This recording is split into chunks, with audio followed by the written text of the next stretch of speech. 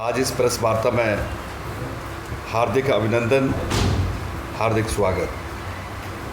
आज इस प्रेस वार्ता में इस विशेष अवसर पर हमारे बीच में हिमाचल प्रदेश विधानसभा के सम्माननीय डिप्टी स्पीकर श्री हंसराज जी, हमारे चंबा के लोकप्रिय विधायक श्री पवन नायर जी, हमारे पूर्व में रहे जिला के अध्यक्ष और हमारे डलहौजी से भारतीय जनता पार्टी के वरिष्ठ नेता श्री DS ठाकुर जी, हमारे इस चंबा जिला के पार्टी के सामान्य अध्यक्ष जसवीर नागपाल जी, हमारे प्रदेश के सचिव और ST/SC कॉर्पोरेशन के वाइस चेयरमैन श्री जय सिंह जी हैं, हमारे मीडिया के जिला के प्रभारी श्री CL ठाकुर जी हैं, हमारे जिला के महामंत्री श्री धीरज नरयाल जी हैं, हमारे पार्टी के जिला के उपाध्यक्ष और युवा मोर्चा चंबा के जिला के अध्यक्ष यहाँ पर विशेष अवसर पर उपस्थित हैं।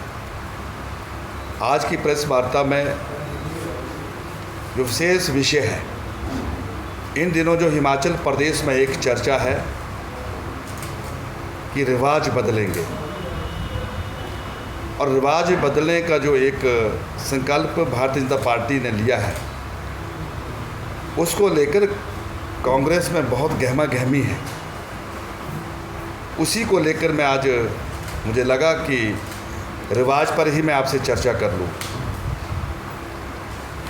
ये सही है कि हिमाचल प्रदेश में पहली बार रिवाज बदलता हुआ नज़र आ रहा है, और ये रिवाज बदलने की शुरुआत कोई अंतिम दिनों में नहीं हुई।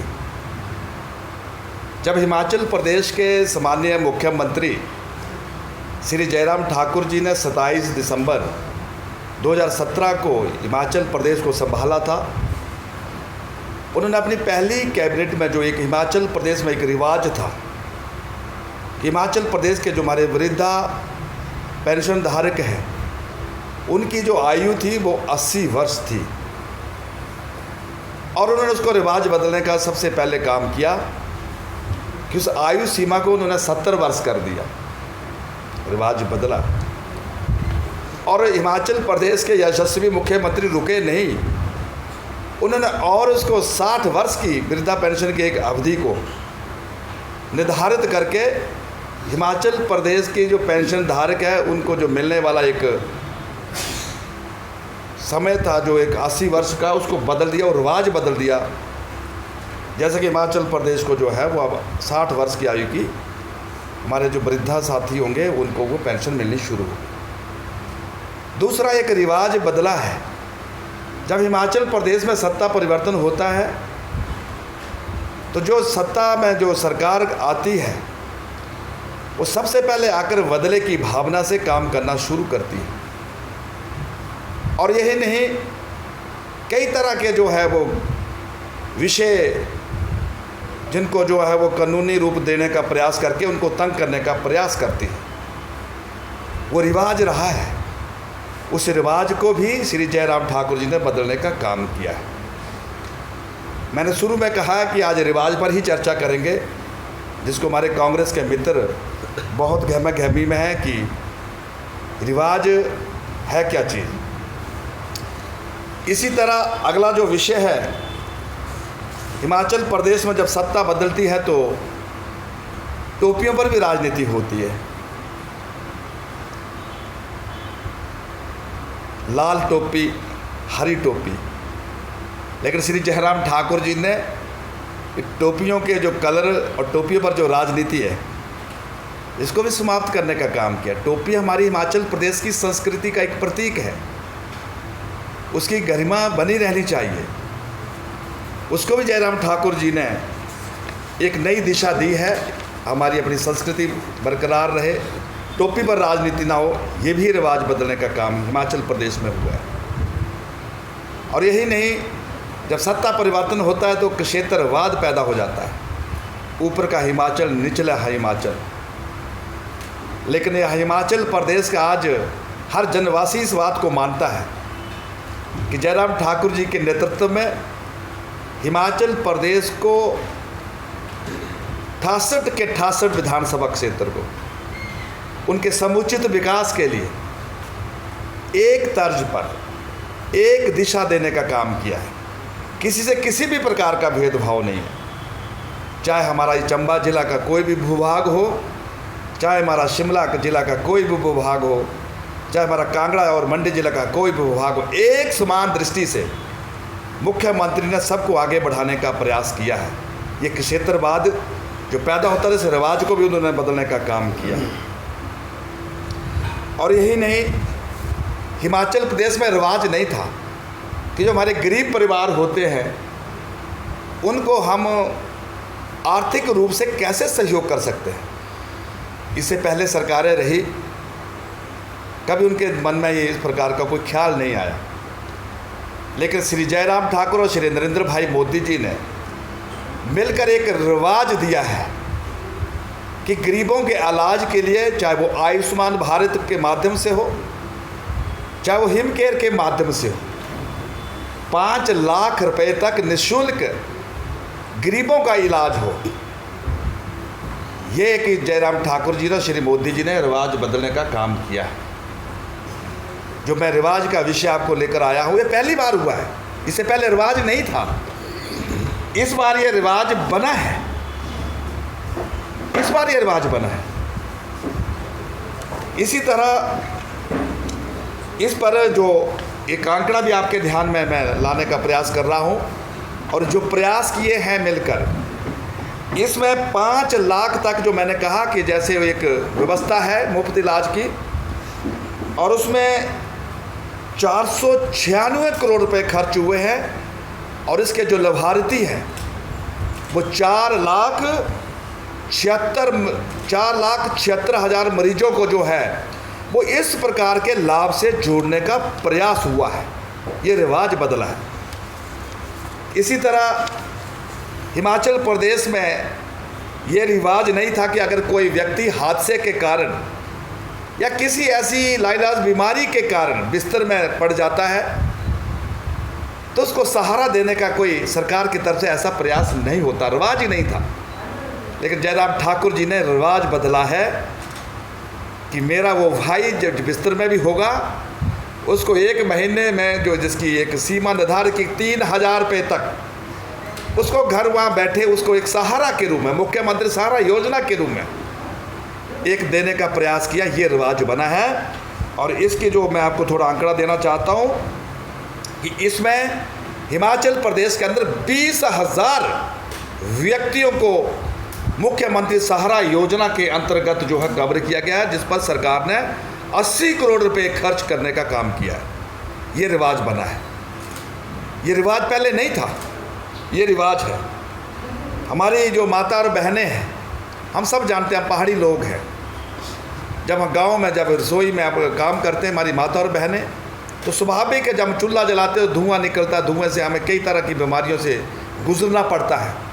लेकिन हिमाचल प्रदेश पूरे देश में ऐसा रिवाज नहीं था। पहली बार देश के यशस्वी प्रधानमंत्री श्री नरेंद्र भाई मोदी जी ने उज्ज्वला योजना और श्री जयराम ठाकुर जी ने गृहिणी योजना के माध्यम से हिमाचल प्रदेश में गरीबों को मुफ्त गैस कनेक्शन देकर रसोई में एक गैस सुविधा देने का काम किया। ये रिवाज नहीं था। और इस प्रयास से हिमाचल प्रदेश के अंदर जो आंकड़ा मोटे तौर पर हमारे बीच में आया है कि 158 करोड़ रुपए खर्च किए हिमाचल प्रदेश की गवर्नमेंट ने श्री जयराम ठाकुर जी के नेतृत्व में, और इस पर 4,69,000 गैस के को मुफ्त कनेक्शन देने का प्रयास हुआ है। ये पहले रिवाज नहीं था। हिमाचल प्रदेश में जो हमारी बीपीएल परिवार के अंतर्गत जो हमारी गरीब बेटियां थी उनको किसी प्रकार का सरकारी सहयोग देने का कोई प्रयास आज तक हुआ ही नहीं था, रिवाज ही नहीं था। लेकिन जयराम ठाकुर जी ने ये रिवाज बदल दिया है। ऐसी बीपीएल परिवार से जुड़ी हमारी बेटियों के लिए शादियों के लिए 31,000 रुपये जो है उनको विशेष सहयोग के रूप में जयराम ठाकुर जी की कृपा से उनको दिए जाते हैं। ये पहले रिवाज ही नहीं था। हिमाचल प्रदेश में ये भी रिवाज नहीं था कि अगर हिमाचल प्रदेश का कोई ऐसा व्यक्ति जो अपनी दुख तकलीफ सरकार के द्वार में रखे, उसके लिए कोई ऐसा रास्ता नहीं था। लेकिन जयराम ठाकुर जी ने इस रिवाज को भी बदला है। अब हिमाचल प्रदेश का कोई भी व्यक्ति अपनी फरियाद जो है मुख्यमंत्री हेल्पलाइन 1100 नंबर पर अपने वो दर्ज कर सकता है, और इसमें हज़ारों लोगों को जो है इसमें एक विशेष सुविधा भी प्राप्त हुई है। इसका भी एक बहुत बड़ा आंकड़ा जो आपके ध्यान में है। यही नहीं, आज हिमाचल प्रदेश की सरकार पूरे देश में एक महत्वपूर्ण योजना है जिनको हम मुख्यमंत्री की जनमंच योजना है, जिसमें हमारे हिमाचल प्रदेश के माननीय मुख्यमंत्री जी की पूरी मंत्रिपरिषद, हमारे विधानसभा के सामान्य स्पीकर, डिप्टी स्पीकर, विधानसभा के मुख्य सचेतक, इस प्रकार के बड़ी श्रेणी के जो हमारे लीडर हैं वो हर हिमाचल प्रदेश के विधानसभा क्षेत्रों में जाकर जनमंच के रूप में लोगों को सुनते हैं, और जो उनकी कहीं सुनवाई नहीं होती उस जनमंच में उनकी समस्या को मौके पर ही समाधान दिया जाता है। ये हिमाचल में रिवाज नहीं था, ये रिवाज भी हिमाचल प्रदेश के अंदर पहली बार हम सब देख रहे हैं। हिमाचल प्रदेश में कभी हमने कल्पना की थी क्या? हिमाचल प्रदेश में हम कह सकते हैं कि एक ऐसा रिवाज था कि एक बहुत बड़ा स्वास्थ्य का केंद्र जिसको हम सुनते थे, एम्स, जो दिल्ली में हम सब उसको देखते रहे हैं, लेकिन हिमाचल प्रदेश में कभी एम्स आए इसका रिवाज ही नहीं था। और इस रिवाज को भी अगर हिमाचल प्रदेश में पूरा किया है तो हिमाचल प्रदेश के ही यहाँ से निकले हुए एक सामान्य परिवार से हमारे जैसे कार्यकर्ता जो देश में केंद्रीय स्वास्थ्य मंत्री के रूप में और वर्तमान में पार्टी के राष्ट्रीय अध्यक्ष आदरणीय जगत प्रकाश नड्डा जी के विशेष सहयोग से और प्रधानमंत्री जी की विशेष कृपा से और मुख्यमंत्री जी के प्रयासों से आज हम सब के बीच में बिलासपुर में एम्स बनकर तैयार हो रहा है। बड़ी जल्दी वो जनता को समर्पित हो जाएगा। इस प्रकार के जो ये मैं कह सकता हूँ कि ये रिवाज नहीं थे, और रिवाज बदलेगा, इसलिए भी बदलेगा। मैं पहले भी आपसे कहता आया हूँ और आज भी मैं कहते हुए अपनी बात को पूरा करूँगा कि हिमाचल प्रदेश के अंदर इस प्रकार का रिवाज नहीं था कि इसी छोटे से प्रदेश से भारतीय जनता पार्टी का, विश्व की सबसे बड़ी लोकतांत्रिक पार्टी का राष्ट्रीय अध्यक्ष, मेरे जैसा नौजवान चौथी बार पार्लियामेंट में चुनकर गए, आज नरेंद्र भाई मोदी जी की मंत्रिपरिषद में सूचना प्रसारण और खेल कूद जैसे महत्वपूर्ण विभागों को वो एक नई दिशा दे रहे हैं। इस प्रकार के श्री अनुराग ठाकुर और हिमाचल प्रदेश के ईमानदार सुशासन की एक नई दिशा में काम कर रहे श्री जयराम ठाकुर जी, ये जो इस प्रकार का एक सहयोग है इसका भी हिमाचल में कहीं रिवाज नहीं था। और इस ताकत के कारण हिमाचल प्रदेश में जो कभी रिवाज नहीं था कि सरकार पुनः वो सरकार सत्ता में आए, इस बार न ताज बदलेगा न राज बदलेगा बल्कि रिवाज बदलेगा। इस मंत्र के साथ हिमाचल प्रदेश में एक हम वातावरण देख रहे हैं जिसको हमारे कांग्रेस के मित्र बहुत परेशान हैं। तो आज रिवाज को लेकर कुछ विषय बिंदु थे जो मैं आपसे साझा करना चाहता था, और मुझे पूरा भरोसा है कि चंबा की हमारी महत्वपूर्ण हेडक्वार्टर की प्रेस भी मेरे इन रिवाज के तर्कों से बिल्कुल सहमत होगी। यही मुझे आज प्रेस वार्ता में आपके बीच में कहना था, और इसके अतिरिक्त कोई आपके बीच में कोई प्रश्न होगा तो आप जरूर अपनी बात रखें। आप कह रहे हैं कि रिवाज बदलेगा, लेकिन चंबा का पहली बार रिवाज ऐसा भी बदला है, मंत्री को नहीं मिला था, और इस बार हेल्थ मिनिस्टर जब से बने हैं एक बार भी चंबा नहीं आए हैं। तो क्या मैं ये समझूं कि चंबा का सिर्फ वोट बैंक के तौर पर इस्तेमाल होगा? और आपने इसलिए पूछा ये क्वेश्चन क्योंकि जब आप पिछली बार आए थे तो आपने वादा किया था कि बहुत जल्द हेल्थ मिनिस्टर आ रहे हैं और यहाँ की व्यवस्था देखिए। एक तो मैं इस आपकी बात और रूप से सहमत नहीं हूँ कि हिमाचल प्रदेश के स्वास्थ्य मंत्री चंबा नहीं आए। पूछना मैं कई बार हिमाचल प्रदेश के स्वास्थ्य मंत्री श्री विपिन परमार जी के साथ चंबा आया हूँ। मैंने नया कनेक्शन किया। नए स्वास्थ्य मंत्री कौन है चंबा? नए स्वास्थ्य मंत्री का आना नहीं हुआ होगा, वो बात आपकी मैं मानता हूँ, लेकिन स्वास्थ्य मंत्री हिमाचल प्रदेश के चंबा आए, एक बात। दूसरा, आपने कहा कि यहाँ पर हिमाचल प्रदेश की सरकार में चंबा का प्रतिनिधित्व नहीं है, इससे भी मैं सहमत नहीं हूँ। हिमाचल प्रदेश सरकार में जो एक संवैधानिक व्यवस्था उसमें 12 ही लोग होते हैं, लेकिन उसके बावजूद भी हमारे डिप्टी स्पीकर मेरे दाहिने तरफ बैठे हैं, और मेरे बाएं तरफ हिमाचल प्रदेश विधानसभा के मुख्य सचेतक जिनका भी कैबिनेट मंत्री का दर्जा प्राप्त है। इस प्रकार से चंबा से 4 विधायकों में 2 तो मैं यहाँ आपके साथ बात कर रहा हूँ। ऐसा नहीं कि चंबा का कोई ख्याल नहीं है। सर, आपने पिछली बार बोला था कि हॉस्पिटल की जो स्वास्थ्य व्यवस्था उसको सुदृढ़ किया जाएगा। सरकार ने ऑर्डर भी किए, डॉक्टर भेजे, पर डॉक्टरों ने ज्वाइन नहीं किया। क्या इतनी लेचर व्यवस्था है कि डॉक्टरों को सरकार के ऑर्डर ही नहीं फॉलो करते? ऐसा है कि आपकी मैं यादगार को सलाम करता हूं कि ज़रूर पिछली बार ये विषय आया था और मैंने आपको कहा भी था। लेकिन ये सही है कि इस प्रकार की जो समस्या थी कोई चंबा में नहीं थी, बाकी प्रदेश के अन्य विभाग में भी थी।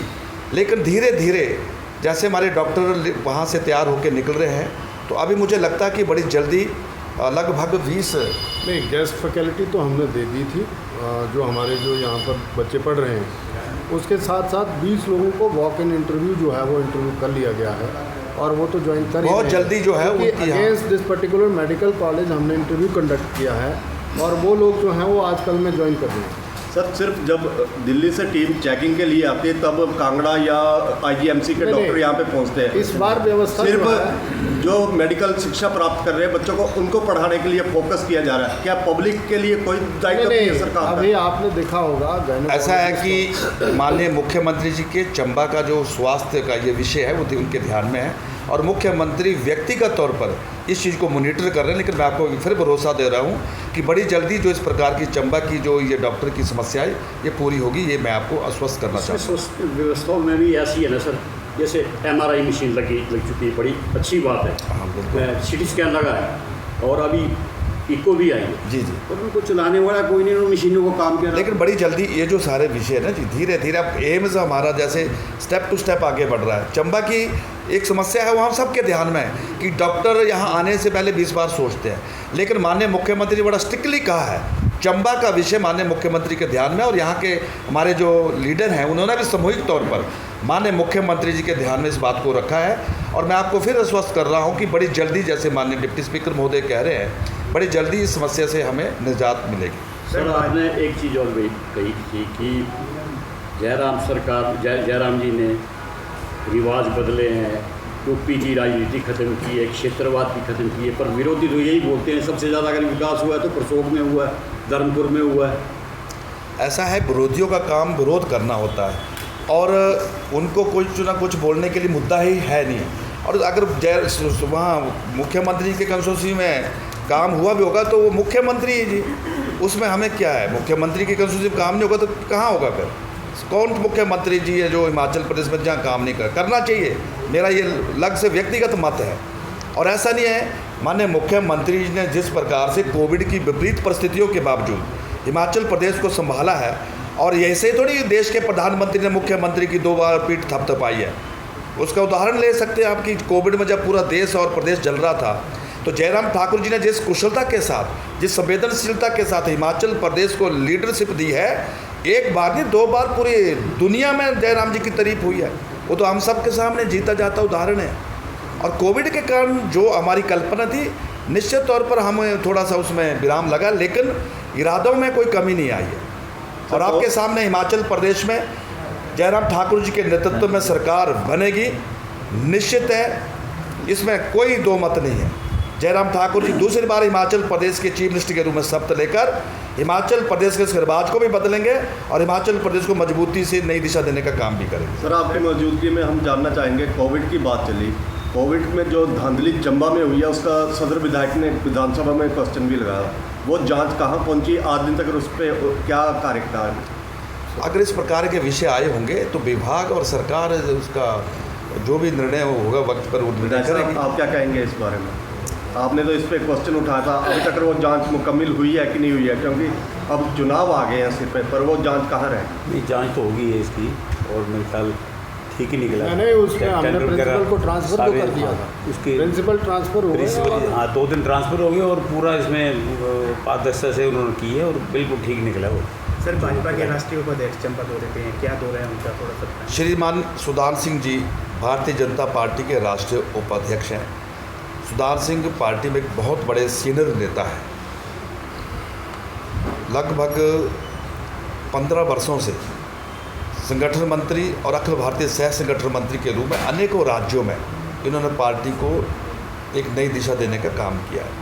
और संयोगवश राष्ट्रीय उपाध्यक्ष के साथ में हमारे उत्तर भारत के भी प्रभारी है, चाहे हमारा हरियाणा है, पंजाब है, उत्तराखंड है, हिमाचल प्रदेश है और चंडीगढ़ है। इसके साथ इनको एक नई जिम्मेदारी पार्टी ने दी है, वो है चुनाव प्रभारी के रूप में। माननीय सुधांशु सिंह जी 2 दिन का चंबा जिला का प्रवास है, पहली बार चंबा जिला में इनका आना हुआ है। पिछले कल चंबा मंडल के प्रमुख कार्यकर्ताओं के साथ इनका मिलना हुआ है। आज जो हमारे 4 विधानसभा क्षेत्र है, सुबह ये बरमौर और चुराह के कार्यकर्ताओं से रूबरू होंगे और दूसरे पहर में हमारा जो डलहौजी है और बटियात है, इस विधानसभा के कार्यकर्ताओं से इनका मिलना हुआ। माननीय सुधांशु सिंह जी कार्यकर्ताओं से मिलकर कि पिछली बार की तरह हम मिलकर आगे बढ़े और जो कमी रही है वो कमी भी इस बार न रहे।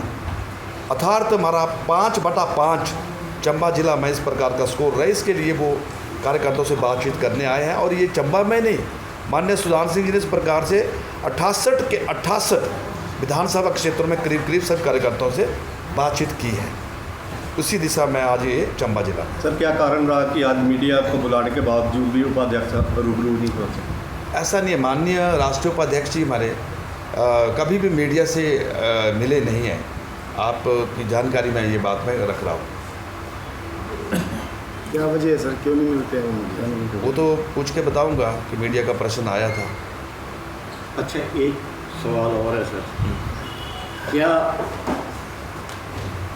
कांगड़ा निर्वाचन क्षेत्र और नालागढ़ निर्वाचन क्षेत्र आने वाले दिनों में भारतीय जनता पार्टी के गले की फांस बन चुका है?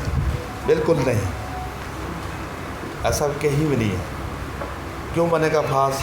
भारतीय जनता पार्टी 14 करोड़ से ज़्यादा सदस्यता वाली पार्टी है।